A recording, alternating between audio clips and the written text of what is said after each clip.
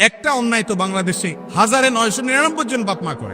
এই জায়গায় এসে ভালো মানুষের পরিচয় দিতে পারেন না। কিয়ামতের ময়দানে বহু হাজী সাহেব বাবা, বহু গাজী সাহেব বাবা, বহু তাহাজ্জুদ গুজার বাবা, বহু নেকামলকারী বাবা, বহু কোরআন তেলাওয়াতকারী বাবা, বহু জিকিরকারী বাবা, বহু মসজিদ প্রতিষ্ঠাকারী বাবা, বহু আলেম বাবা আল্লাহর কাছে ধরা পড়ে যাবে এই একটা জায়গাতে যে ছেলেকে সম্পদ দিয়েছেন, সম্পদে মেয়েকে দিয়ে জানেন জীবিত থাকতে অন্যায় করে গেছেন।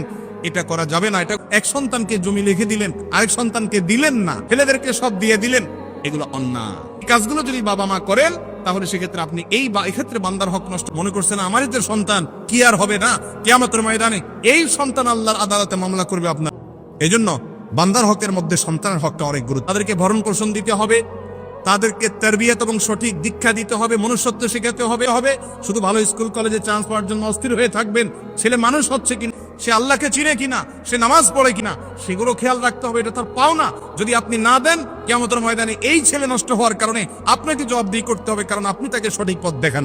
এর পাশাপাশি সন্তানের মধ্যে সমতা বজায় রাখতে হবে। গিয়ে আরেকজনকে জুলুম করতে পারেন না। বিদেশ থেকে এক সন্তান টাকা কামাই করে পাঠাইছে, আপনার নামে পাঠাইছে, আপনি জমি লিখে দিলেন আপনার নিজের নামে, এগুলো টোটো করে এলাকায় ঘুরছে, ওইগুলোকেও জমির ভাগ দিয়ে দিলেন।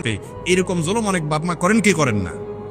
ইনসাফ করতে হবে, যার যতটুকু হক তাকে ততটুকু দিতে হবে। বিশেষ করে একটা অন্যায় তো বাংলাদেশে 1999 জন বাপ মা, যা হলো সম্পদ থেকে মেয়েকে বঞ্চিত করা।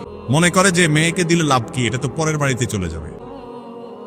অথচ আল্লাহ রাব্বুল আলামিন বলেছেন, আবাউকুম ওয়া আবনাউকুম লা তাদরুন আইয়ুহুম আকরাবু লাকুম নাফআ। তোমাদের সন্তান, তোমাদের পিতামাতা কে তোমাদের কত বেশি উপকারে আসবে তোমরা জানো না। সম্পদে ভাগ দিয়েছেন, সেই ভাগ অনুযায়ী সবাইকে দিয়ে দিবে। এটা আল্লাহর পক্ষ থেকে নির্ধারণ করা, আল্লাহ নির্ধারণ। ইউসিকুমুল্লাহ ফি আওলাদিকুম, তোমাদের সন্তানদের ব্যাপারে আল্লাহ ওসিয়ত করছেন, সৃষ্টিকর্তা হয়ে অর্ডার করছেন। এটা না বলে আল্লাহ বলছেন ওসিয়ত করছেন, কিন্তু এই শব্দের মাধ্যমে এক ধরনের আবেদন আছে। আল্লাহ ওসিয়ত করছেন সম্পদ বন্টনের ক্ষেত্রে, এটা আল্লাহর নির্ধারণ।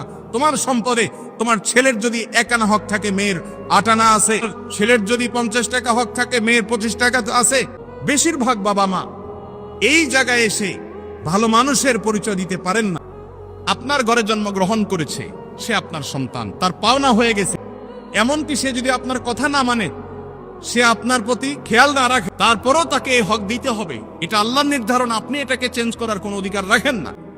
ভাইরা আমার, আপনার মেয়েকে আল্লাহ তাআলা সম্পদে যে অধিকার দিয়েছেন সেটা দিতে হবে। জমির দলিলগুলো যাচাই করে দেখেন, চেক করে দেখেন, কয়টা দলিলে দেখবেন মেয়েরা মালিক।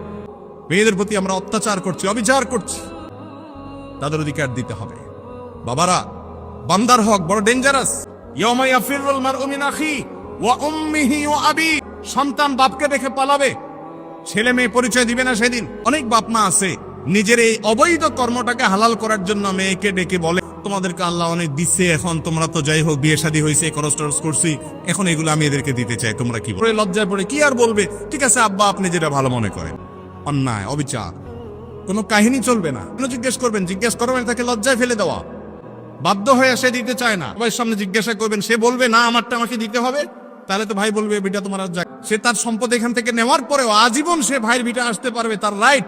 ভ্রাতৃত্বের বন্ধনের কারণে ভাই বোনকে দেখবে, বোন ভাইকে দেখবে, তাদের কর্তব্য পারস্পরিক। মা বাবারা এ অন্যায় করবেন না।